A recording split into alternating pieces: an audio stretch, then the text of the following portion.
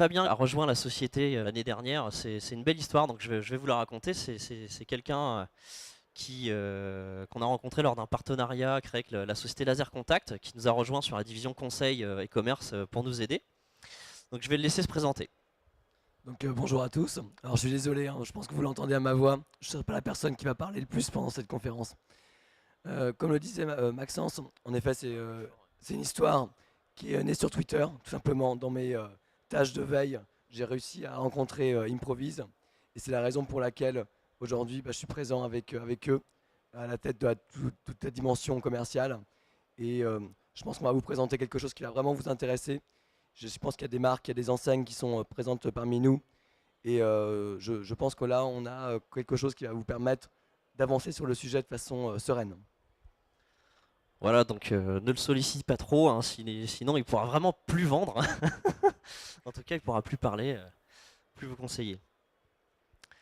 Voilà, donc juste toute petite parenthèse sur Improvise, simplement une société qui est hyper verticalisée, spécialisée dans le domaine de la performance commerciale.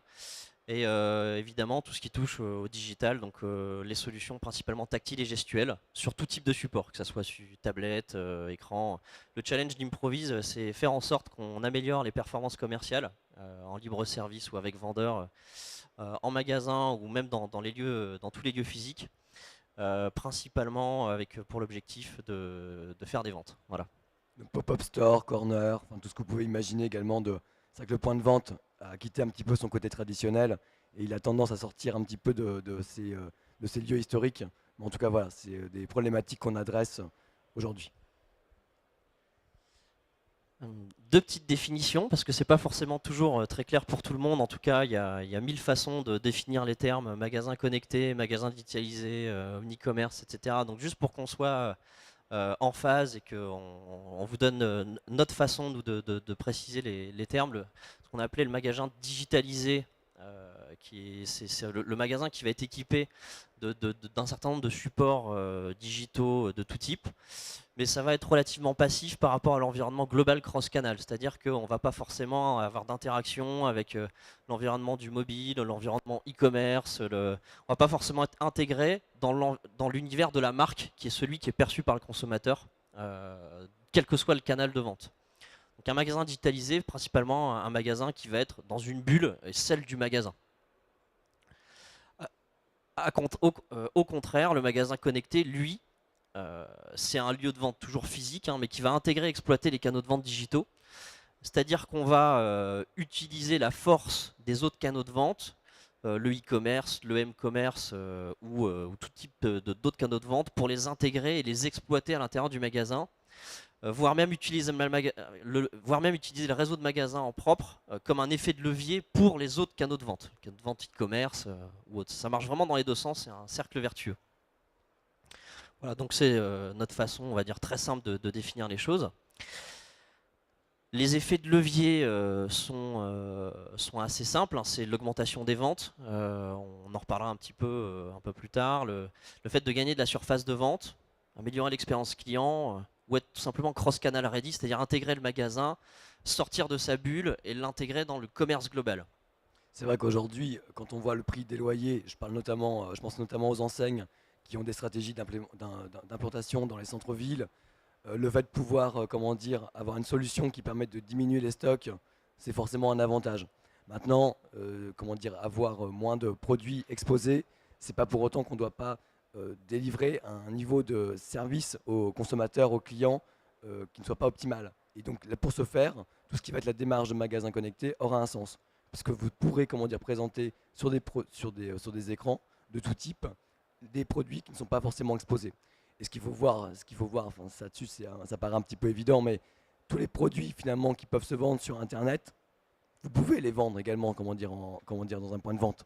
Hein, donc le côté, à l'époque, il y a peut-être des gens qui ont pu se dire il y a une dizaine d'années, jamais on vendra de blanc sur Internet, il faudrait que les gens y regardent, etc. Aujourd'hui, on vend du blanc sur Internet.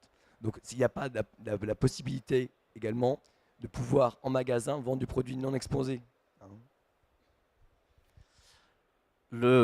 Par rapport aux effets de levier, on a souvent aussi tendance à dire que ça permet de faire des ventes impossibles ou la vente qu'on ne peut pas faire. c'est la vente que le vendeur ne peut pas faire parce qu'il n'a pas le produit. Parce que il va dire bah, c'est un produit qui est sur internet mais je peux pas vous le vendre en magasin, ou j'ai plus le stock, ou j'ai pas la couleur, euh, j'ai euh, j'ai pas la bonne pointure. Voilà, là je pense aux magasins de chaussures qui s'arrêtent en général au 44 et qui vont pas au-delà, et bah, ça veut dire que toutes les personnes qui font du 44, c'est toujours compliqué pour eux. C'est aussi gagné en surface de vente, hein. Peut-être que le magasin connecté peut vous faire économiser 400 000 euros de travaux. Dans certaines mesures, ça peut être possible. Donc c'est surtout au niveau du marché, nous on voit que c'est plutôt la partie gauche de l'écran qui est tracteur aujourd'hui. C'est les principales motivations qui motivent à passer à la suite. Ce qu'on voit depuis 3 ans au travers de notre blog de veille, on va dire économique, marché, c'est qu'il y a à peu près enfin, une accélération nette et franche et constatée depuis 3 ans qui est vraiment crescendo sur le sujet. Aujourd'hui, on référence à peu près 67 enseignes connectées en France et dans le monde. C'est à peu près une par semaine qui va être ajoutée sur le blog, étudiée, auditée par notre cellule de veille. C'est de plus en plus. C'est-à-dire que là, il y a encore 2 ans, c'était presque un phénomène, c'était des phénomènes isolés. Quand on parlait de magasins connectés, enfin, c'était quelques aficionados qui en parlaient. Là, aujourd'hui, enfin, tout le monde en parle, quoi. Quelques exemples, pour en citer uniquement 2. Kingsway, je le cite parce que c'est Improvis qui l'a traité, mais il y en a beaucoup d'autres. Kingsway, c'est une enseigne qui a déjà équipé une trentaine de ses magasins sur 200. Initialement, c'était un objectif de faire plus de ventes, c'est-à-dire la vente impossible, clairement, c'est j'ai pas le jouet en stock, il est plus référencé, ou j'ai tout simplement pas la taille dans mon magasin pour accueillir tout mon catalogue.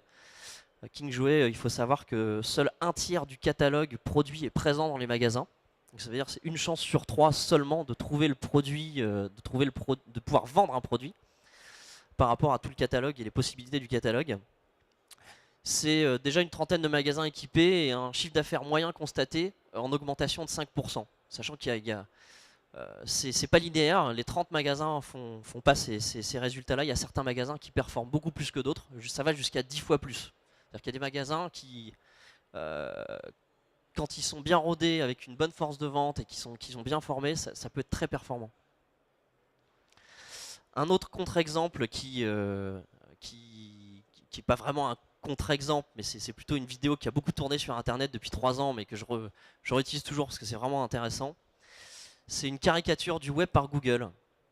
Je vais remettre au début parce que je parlais, ça sera plus simple, mais c'est une caricature de ce que serait la vente internet dans un magasin. Voilà, donc la personne de gauche représente un client et la personne de droite, c'est le caissier qui représente internet.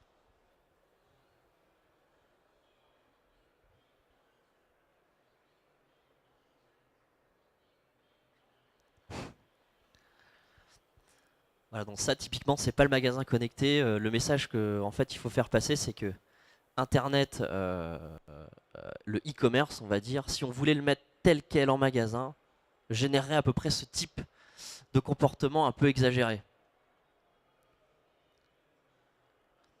Donc c'est pas aussi simple que ce qu'on pourrait penser que de mettre un site e-commerce en magasin. Toutes les enseignes qui ont essayé se sont brûlées les ailes.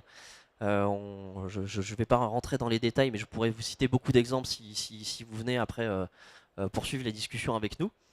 Mais c'est en tout cas, le commerce connecté n'est pas une adaptation, enfin une transposition du modèle de vente e-commerce en magasin. C'est vraiment quelque chose de nouveau, qui est totalement différent et qui répond à des règles très particulières, qui modélise et forme la manière de répondre, de créer une solution de commerce connecté, de magasin connecté. Donc on en parlera juste après. Ce qui est... Ouais, et pourtant, il y a un paradoxe qu'on vit, c'est qu'en effet, vous êtes ici, vous êtes intéressé par le sujet, vous n'êtes pas les seuls. On le voit avec Connected Store également, comme l'a dit Maxence. Donc voilà, tout le monde est un petit peu au courant. Donc tout le monde sait comment dire qu'en effet, il y a des écueils à pas suivre. On met pas un site e-commerce, on met pas un PC avec une table, avec un clavier, une souris dans son magasin pour dire qu'il est connecté. Donc tout ça, ça commence à être bien pris en compte. À côté de ça, qui pourrait correspondre finalement à la fin de la période d'évangélisation. Finalement, le paradoxe, c'est qu'il y a encore peu de déploiement. Il y a encore peu de déploiement. Pourquoi? Comment dire, alors qu'il y a une prise de conscience globale, pas forcément qu'en France, mais vraiment au niveau mondial. Pourquoi en fait on voit si peu d'enseignes qui passent réellement le pas?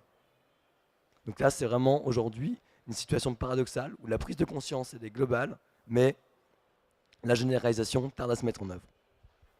Et notamment, elle tarde à mettre en œuvre parce que c'est pas simple, c'est compliqué, et il y a énormément d'expérimentations, de tests, de pilotes qui sont menés, mais pas forcément avec des résultats au rendez-vous, donc c'est toujours des résultats mitigés en demi-teinte, et très peu d'enseignes ont réussi à trouver la manière de faire et à trouver surtout une manière rentable de poursuivre un déploiement. Aujourd'hui, on peut citer But et King Jouet qui sont dans une vraie démarche de déploiement, mais il n'y en a pas beaucoup d'autres. Il y en a vraiment très peu. Donc la question que vous posez tous, je pense que c'est effectivement comment on passe au magasin connecté, quelles sont les bonnes méthodologies, comment passer à l'action, qu'est-ce qu'il faut faire, qu'est-ce qu'il ne faut pas faire. Ça fait à peu près 3 ans qu'on se pose ces questions-là. Tous les jours, même la nuit, on pourrait dire, toute l'équipe. En tout cas, ce qu'on a constaté depuis 3 ans, c'est que de manière globale et générale, on n'a pas rencontré une seule enseigne qui nous a dit c'est simple, on a compris. C'est systématique et généralisé, donc rassurez-vous, le passage à l'action, il n'est pas évident. C'est un constat très net. Par contre, ce qui est marrant, c'est que depuis 3 ans, on a constaté qu'il y avait toujours les mêmes raisons, de manière assez systématique, qui revenaient. L'une des raisons qui fait que le passage à l'action n'est pas évident, c'est qu'on ne sait pas ce qu'on veut faire. Le cahier des charges, en soi, est très difficile à définir parce qu'on ne sait pas ce qu'il faut faire. Est-ce qu'il faut faire avec des tablettes? Est-ce qu'il faut faire avec des iPads? Est-ce qu'il faut faire avec des iPods? Est-ce qu'il faut scotcher un iPod sur le bracelet du vendeur? Est-ce qu'il faut mettre des écrans? Est-ce qu'il faut mettre des grands écrans, des petits écrans, des tables? Est-ce qu'il faut les mettre à l'entrée du magasin, à la sortie? Est-ce qu'il faut mettre des vitrines? Est-ce qu'il faut mettre son site e-commerce dans les rayons? Est-ce qu'il faut le segmenter? Il y a tellement de questions et tellement d'avis différents en interne dans une structure que c'est très difficile de créer ce cahier des charges et de mettre tout le monde d'accord. On est dans ce constat de manière globale que le cahier des charges est très très difficile à retenir et c'est logique puisqu'on manque de recul en fait tout simplement. On manque de recul sur ces pratiques, parce qu'on ne sait pas ce qu'il faut faire, on ne sait pas ce qui marche. Il n'y a pas forcément d'exemple qui a cartonné, qui a fait plus 300 ou 500% de chiffre d'affaires. Donc c'est difficile de passer cette première étape. L'une des autres raisons qu'on rencontre assez souvent de manière étrange, c'est le marché de la technologie qui est très schizophrène. On est sur un marché qui bouge à une vitesse mais qui est incroyable, en termes notamment de matériel, des tablettes qui sortent toutes les semaines, peut-être, j'allais dire tous les mois, mais c'est presque toutes les semaines. Des constructeurs qui annoncent des tablettes qui vont sortir à moins de 50 €, des écrans qui baissent de prix, en 6 mois de temps, ça a presque baissé de 50%. Un marché très atomisé avec des petites structures très innovantes dans des pays très particuliers ou alors des très gros comme Samsung, Philips qui s'y mettent mais avec 6 mois de retard. On a une difficulté à lire l'offre technique qui est colossale. Et du coup, ça complexifie encore plus le choix parce qu'on ne sait pas quoi choisir. Et d'un côté, on veut choisir l'innovation, ce qui vient de sortir sur le marché, ce qui est fluide, un petit peu à la Apple, etc. Et de l'autre côté, on veut se pérenniser, se sécuriser et acheter quelque chose en magasin qui va durer dans le temps. Et donc c'est paradoxal. Voilà, donc c'est forcément compliqué, ça rajoute une complexité aussi au projet. Et last but not least, ce qui vient achever la complexité du projet, c'est que quand on fait la somme du cahier des charges idéal, qui a été pensé par l'intégralité des équipes dirigeantes, on va dire le comité de direction de l'enseigne ou de la marque, qu'on a défini qu'il fallait être connecté à la fois au site e-commerce, au système de fidélité, au système de stock magasin, mais qu'il fallait aussi générer des points de fidélité. Donc au final, on est connecté sur tous les systèmes de l'enseigne. Il va falloir à peu près 3 ans pour réaliser le projet. qu'on a estimé à peu près le cahier des charges, qu'on parle plus de centaines de milliers d'euros, voire on rajoute un zéro. Et en plus, on va le mettre uniquement sur 2 ou 3 magasins pour tester. Donc le niveau d'amortissement des charges qui auront été engagées sera vraiment désastreux. Voilà. On va se dire, bon, bah, vu qu'on sait pas trop où on va quand même pas équiper tout de suite 500 magasins. On va équiper que 1 ou 2 magasins test. Donc forcément, on a une marche à passer. De toute façon, on est dans un état où on sait que c'est pas rentable. Enfin, c'est clair, les magasins pilotent. Donc c'est un investissement très risqué. Enfin, qui est du point de vue, là, je parle vraiment du point de vue de l'enseigne. Un déploiement initial de faible envergure, puisqu'on se dit que c'est évidemment, on va commencer par tester. Donc tout ça génère ce qu'on a appelé chez Improvise le syndrome du parachutiste. C'est-à-dire que on sait qu'il faut sauter, mais on réfléchit tellement qu'au final on a le temps de voir passer du paysage avant qu'on saute vraiment. On va générer un certain nombre d'incertitudes, on va essayer de se rassurer en multipliant les missions de conseil, les consultants, Les appels d'offres, les consultations, enfin voilà, je pense qu'on fait partie aussi de l'autre côté de la barrière où comment dire, on a pu être sollicité à un moment donné, alors que finalement on s'apercevait vite que dès que le projet de consultation était remonté comment dire, aux directions, finalement le truc était stoppé. Parce qu'il n'y avait pas de fond derrière en termes de décision. c'est pas une question de fond, je pense, c'est qu'il n'y a pas forcément une lisibilité claire de la démarche, en tout cas de la manière de passer à l'action.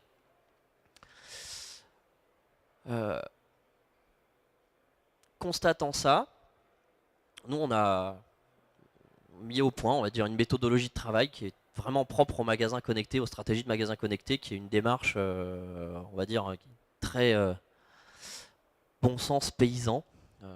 J'aime bien ces termes, c'est une démarche qui est pragmatique. Je reviens un petit peu en arrière, j'étais un petit peu rapidement, mais au final, ce qui est très simple à constater quand on voit tous ces problèmes-là, c'est que de manière générale, on va avoir tendance à essayer de se rassurer en faisant de la technologie tout de suite dès le départ. C'est-à-dire on va essayer d'y mettre tout de suite des systèmes de fidélité, des services. Qu'est-ce qu'on peut mettre comme service dans ces écrans pour que ça marche, à quoi il faut qu'on se connecte en interne pour que le chiffre d'affaires soit bien tracé, etc. Donc dès le départ, en fait, ce réflexe de faire de la technologie est pas bon, et pas forcément la meilleure marche à suivre, puisque la première étape dure, nécessaire, et celle qui, à notre sens, est la plus importante, c'est pas la technologie, c'est la façon de faire des ventes. Vendre à partir d'un écran, c'est pas simple, c'est même plutôt un challenge. Ça veut dire qu'on va vendre des produits sans que le produit soit là, ou pas forcément là. Déjà ça c'est compliqué. Et passer déjà cette première étape ne nécessite pas forcément de passer 3 ans à faire de la techno pour faire de la techno et à se connecter à un système de stock ou de système de e-commerce. Déjà faire une première étape en magasin où on va juste se focaliser sur la recherche de la meilleure manière de faire des ventes dans un mode pur bon sens paysan, pragmatisme empirique, et la bonne première étape. La bonne première étape, c'est de poser des écrans, y mettre un bout de catalogue. On n'a pas forcément besoin de mettre tout le catalogue, mais juste un segment. 10 produits, ça suffirait, hein. On fait 10 produits, on fait un test pendant 1 mois, 2 mois, et puis on essaie de faire les meilleures ventes. Et puis tant qu'on n'est pas content, on continue, on continue, on continue. Et on essaie de trouver la meilleure manière de faire des ventes. Alors ça a plusieurs avantages, puisque on va être déconnecté du système d'information dans un premier temps, parce qu'on n'a pas besoin d'être connecté à un système d'information pour passer cette première étape. Et on va se concentrer sur les bons problèmes en fait, sur comment faire une vente, pas comment se connecter sur son site e-commerce, parce que au final c'est la vraie question, il est là, le vrai problème dur il est là, et ça entraîne les vraies bonnes questions. Qu'est-ce qu'il faut qu'on mette comme contenu sur les écrans? Qu'est-ce qu'il faut qu'on vende? Est-ce que tous les produits du site e-commerce ont intérêt à être vendus en magasin? À quel endroit du magasin il faut qu'on vende? Comment on accompagne les clients? Est-ce qu'il faut un vendeur? Est-ce que ce produit-là nécessite un vendeur et ce produit-là pourrait être vendu en libre service? Comment répartir son catalogue? À partir du moment où on est dans cette philosophie-là, on commence à se poser les bonnes questions en fait. Et la bonne nouvelle, c'est qu'on n'est pas sur des budgets qui sont démesurés, puisqu'on est sur des choses qui sont simples à mettre en place. La démarche qui est celle-ci, c'est une démarche qui est apprenante. Plutôt que de se lancer tout de suite dans un projet où on a un niveau d'incertitude qui est démentiel, puisque investir tout de suite dans de la technologie, de l'industrialisation, de l'automatisation, effectivement ça va rassurer tout le monde, mais une fois qu'on aura sorti le projet que ça va pas marcher, ça va être catastrophique. Mais une vraie catastrophe, hein, parce que après pour se relever après ça en interne, pour refaire des projets, c'est un vrai problème. Donc la démarche apprenante, elle est clé, et on pense que c'est la meilleure manière pour que le marché démarre de la meilleure manière possible. Pour, on va dire, finir, je n'ai pas trop suivi le temps, mais je crois qu'on est, ouais, on est à peu près bon. On s'est dit qu'on allait parler un petit peu de Phygital Commerce, puisque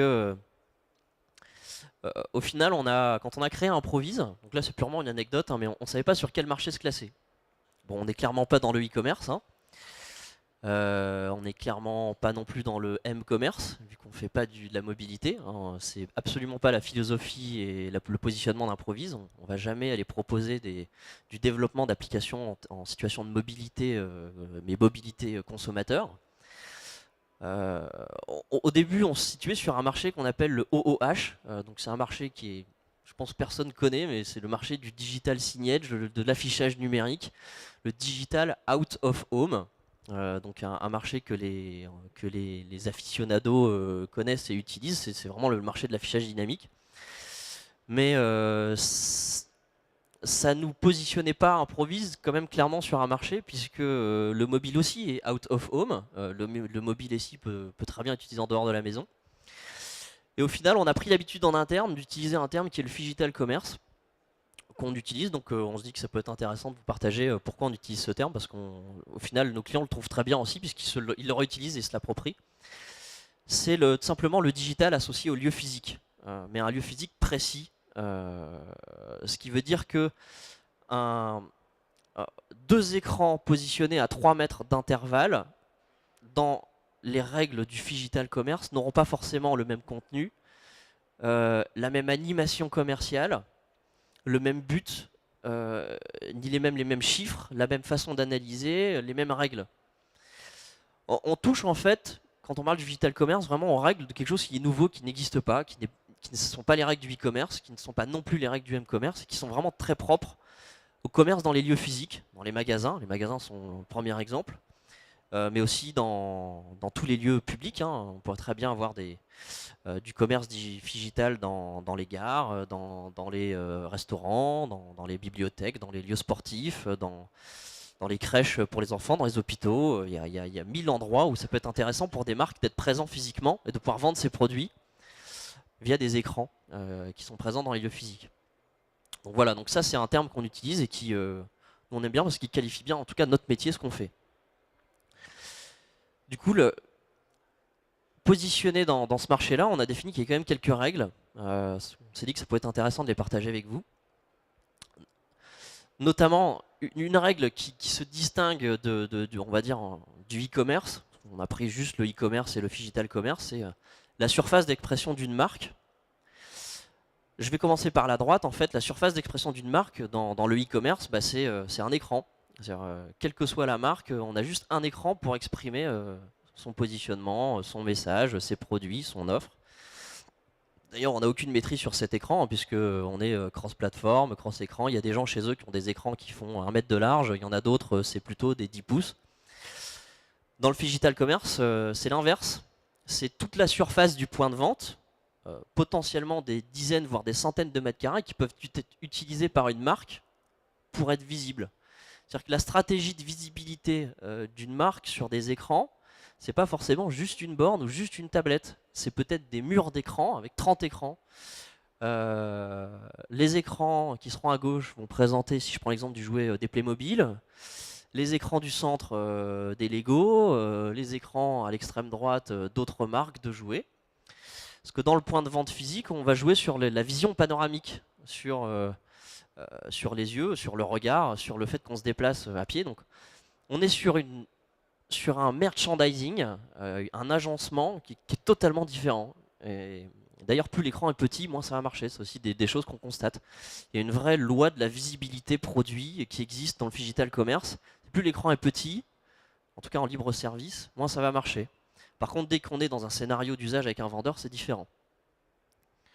En tout cas, ça c'est une règle qu'on a constatée qui nécessite, qui est une différence, qui montre bien qu'il y a quelque chose de différent, en tout cas dans le point de vente. Une autre règle, c'est le schéma de découverte des produits, qui est très associé à ce qu'on vient de dire, mais je commence par la droite. Sur un site e-commerce, on va découvrir les produits en se déplaçant par zone d'intérêt. C'est-à-dire qu'on a un schéma qui est je fais des sauts de puce par zone d'intérêt, je recherche quelque chose, et puis de fil en aiguille, en fonction de ce qui m'intéresse, je vais naviguer dans un catalogue, puis je vais sortir, je vais arriver sur un autre site. Je navigue, j'ai un schéma temporel en fait de navigation. C'est un schéma qui est adapté à un comportement de recherche. En point de vente, c'est l'inverse. On a plutôt un... J'ai perdu mon écran. Voilà. Je pense que tout le monde a perdu l'écran en fait. Bon. Ah, c'est peut-être parce que j'ai appuyé sur un... Voilà. C'est moi. Donc, dans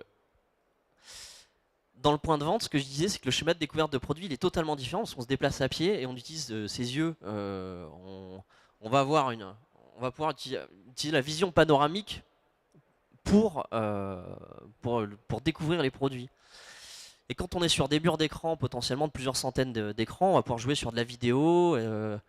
On n'est pas forcément dans de la recherche. On passe que quelques secondes en magasin sur un écran. Sur un site e-commerce, on peut y passer des heures et des heures. En magasin, on n'y passera pas plus de quelques secondes. Si vous arrivez à maintenir des gens plus d'une minute sur un écran, c'est bien. Ça veut dire que vous avez réussi à capter son attention sur un produit particulier. Mais en tout cas, vous n'allez pas l'amener parce que la personne cherche quelque chose. Ou alors c'est parce qu'elle cherche quelque chose de précis. Mais c'est pas forcément l'unique stratégie qui va faire les meilleures performances commerciales. Pouvoir avoir un point d'entrée de recherche est important, mais vous allez décupler la puissance commerciale physique, enfin digitale, si on multiplie le nombre d'écrans et qu'on joue sur l'affichage. Ce qui est très paradoxal, puisque d'ailleurs en magasin, il y a plutôt de manière très empirique des réticences à gagner du mètre carré linéaire. C'est chaque mètre carré a une rentabilité, etc. Mais au final, quand on l'analyse, le mètre carré linéaire digital est un mètre carré qui est plus rentable sur certains linéaires et sur certains produits qui vont avoir des meilleurs taux de marge, etc.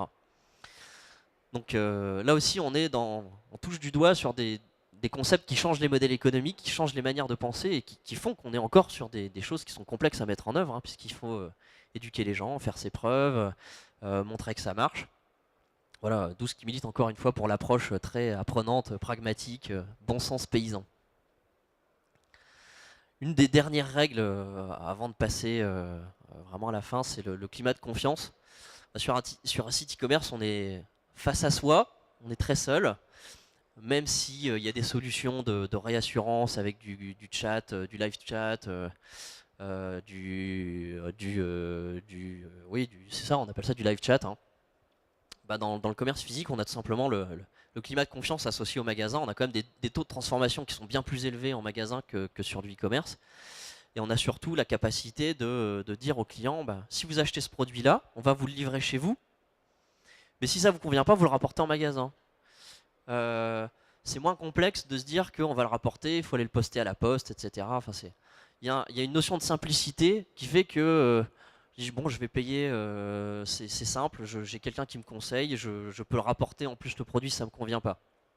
On a un climat de confiance qui est totalement différent et qui a toujours été dans le commerce le point fort du commerce et qui ferait que le commerce sera toujours l'endroit où on fera le plus, le commerce aura le plus de sens. De ces quelques règles qui qualifient de manière très différente le e-commerce, du m-commerce, du digital commerce, on a défini quelques lois. Alors on n'en a cité qu'une, ce qu'on appelait la loi de l'étalement. C'est ce qu'on disait, ce que je répète, mais en gros, plus on va avoir de produits à un seul endroit sur un seul écran, si vous mettez l'intégralité de votre catalogue sur un écran, je prenais l'exemple de Monsieur Bricolage, qui est une enseigne qu'on accompagne, qui a 800 000 références dans son catalogue. Si on met les 800 000 références sur un écran, il est évident que ça ne va pas fonctionner. c'est une certitude. Ce qui milite d'ailleurs pour le fait que mettre son site e-commerce en magasin n'est pas forcément la meilleure solution.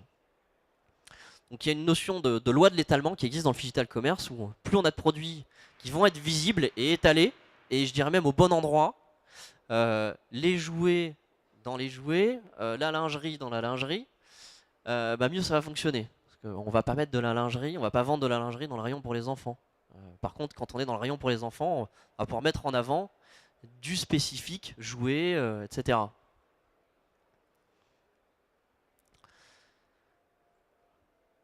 On a, voilà, donc c'est l'inverse du e-commerce. On a aussi une architecture technique. Ne rentrez pas forcément dans le détail du slide, mais l'architecture technique inhérente au digital commerce est très différente du m-commerce ou du e-commerce, puisque dans le e-commerce, le m-commerce, c'est le consommateur qui maîtrise son terminal et qui choisit ce qu'il va afficher, ce qui choisit comment il va naviguer, comment il va consommer, quelles sont les applications qu'il va installer. C'est pas choquant dans une famille d'utiliser le même écran pour rechercher des jouets ou pour rechercher de la lingerie. Par contre, en magasin, c'est choquant, c'est différent. On a une architecture qui est pas du tout en mode pool, c'est-à-dire c'est pas le consommateur qui choisit la donnée qui télécharge. C'est l'inverse, c'est l'enseigne, c'est la marque, c'est le distributeur qui va choisir quelles sont les données qui poussent et à quels endroits.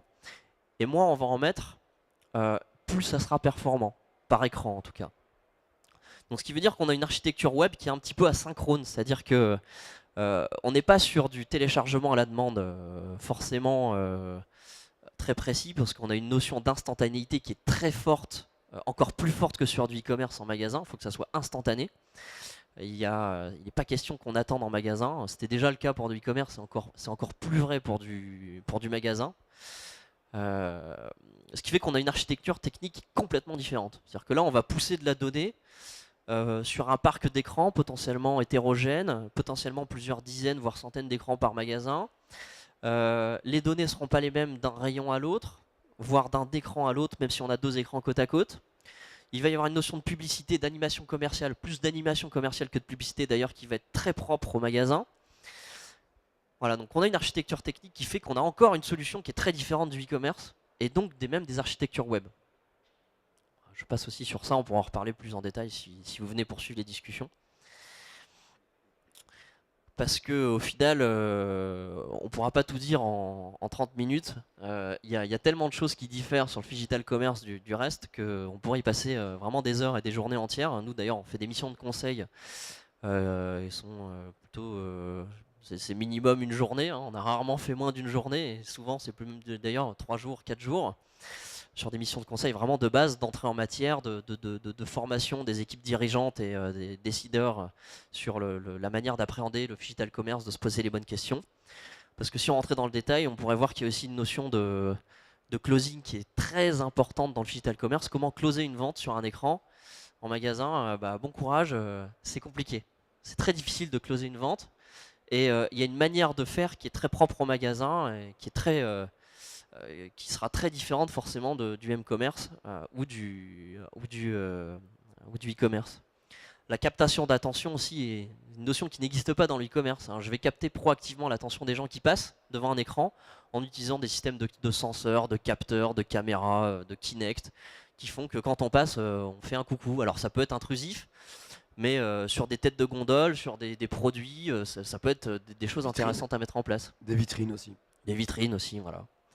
Une animation commerciale aussi qui va être très propre au digital commerce, un pilotage à distance qui n'a absolument rien à voir avec ce qui peut exister. Voilà, donc je ne vais pas rentrer dans le détail de tous ces sujets parce que je pense qu'on n'a pas fait l'exercice de tous les lister parce qu'il y en a tellement. Mais voilà, pour conclure, je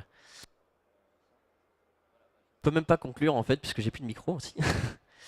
La conclusion, c'est que c'est un sujet qui est passionnant. Nous, on aime beaucoup en parler. Donc, si vous aussi vous posez des questions, il ne faut surtout pas hésiter à venir nous voir parce que on pourra passer de bons moments à échanger et à essayer de trouver des solutions pour faire des ventes dans vos points de vente en utilisant ces modèles économiques de rupture qui permettent d'apporter une nouvelle corde à l'arc des magasins en termes de vente. Voilà. En tout cas, merci beaucoup pour vos attentions. N'hésitez pas pour les questions. Moi et Fabien, on est à votre disposition maintenant ou plus tard, par mail, par texto, par Twitter, sur, sur LinkedIn, sur Viadeo, sur Facebook, où vous voulez. Merci beaucoup.